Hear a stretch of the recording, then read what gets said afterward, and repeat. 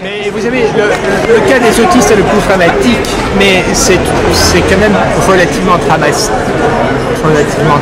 aussi, du moins. Ces gens, je dis souvent, qui par exemple font des attaques de panique, et ce n'est finalement qu'un syndrome d'hyperventilation. Ces gens ne savent pas que quand ils sont anxieux, qu'ils se mettent à respirer plus, ils font une boule de neige, que ça complique tout. Et alors vous voyez des gens qui pendant 20 ans cherchent une raison à tout ça, dans leur fantasme de masturbation, de castration et tout le reste. C'est toujours le même truc.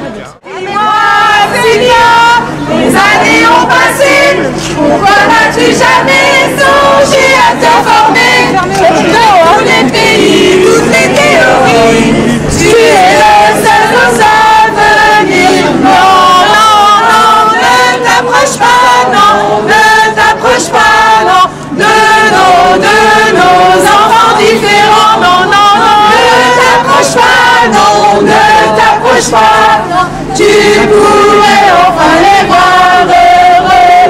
Dis-moi, cigare, pourquoi tant t'acharner? N'as-tu jamais songé au mal que tu faisais de tous nos enfants, de toute nos vies? Tu ne feras plus de gâchis. Non, non, non, ne souris pas, non, ne souris pas. Maintenant, maintenant, les choses vont changer. Ne souris pas, non, ne souris pas, non, le mur est en train de se briser. Arrêtez les censures. Ouais. Faisons tomber le mur.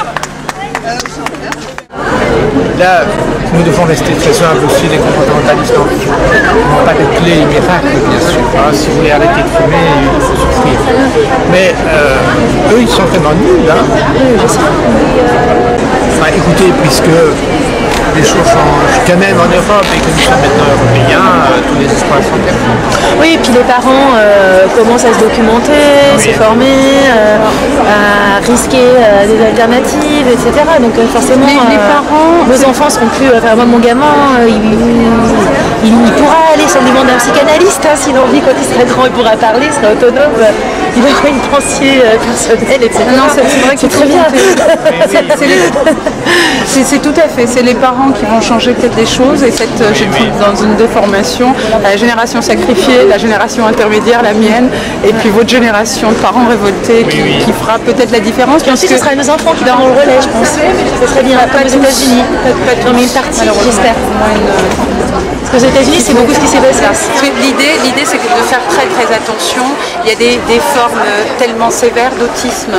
L'autisme, en réalité, c'est pas un handicap à part ou une condition, c'est une condition qui est commune à plusieurs réalités. Et quand l'enfant cumule trouble autistique avec trouble neurologique important, il n'est pas vrai que une approche comportementale pour que tout ne pas le dire. Non, mais il y a beaucoup de parents qui mettent tous leurs espoirs là-dedans. Et au moins, ça peut alléger le poids du handicap sur la famille, ce qui est déjà considérable.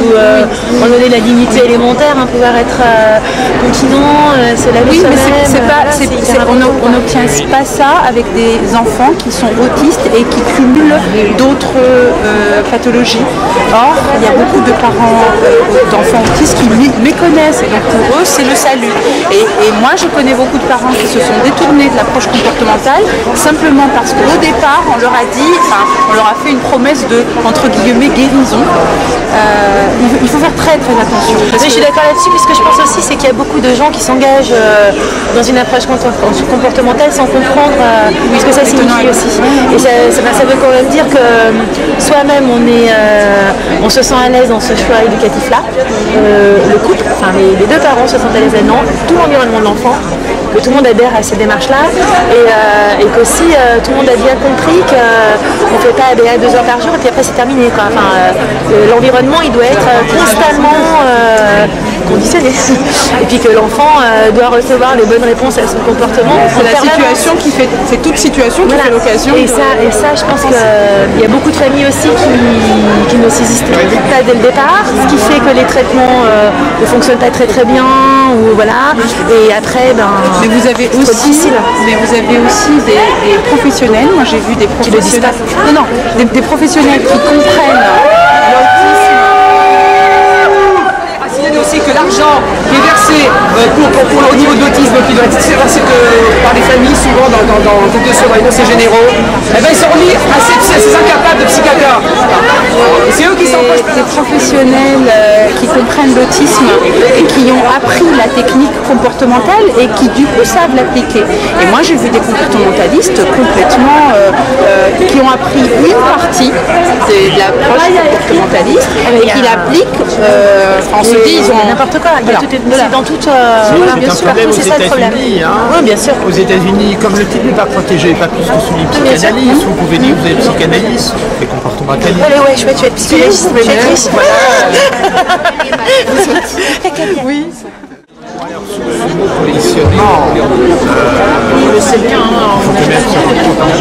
ça veut dire remettre dans certaines conditions.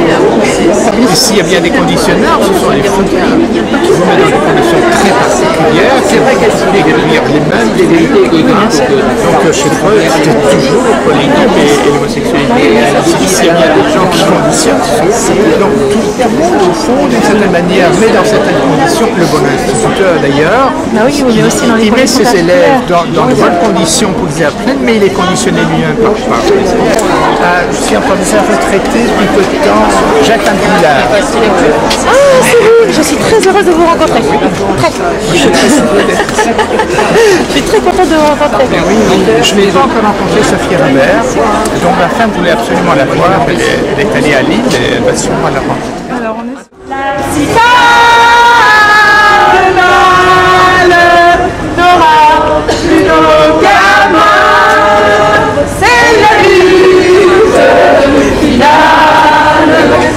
Je ne veux pas que ça soit filmé.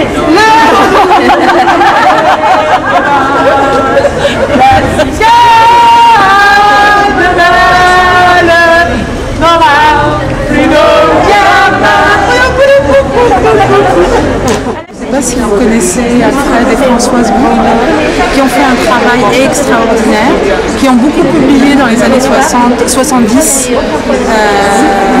Ils ont publié beaucoup de choses très intéressantes sur le handicap, sur l'autisme, et ils avaient une vision très moderne. Moi, je me suis toujours occupé des trucs anxieux. Mais là, c'était sur le handicap, le polyhandicap, l'autisme, et ils n'ont pas théorisé du tout, mais ils ont découvert l'essentiel. C'est assez incroyable, on les connaît complètement.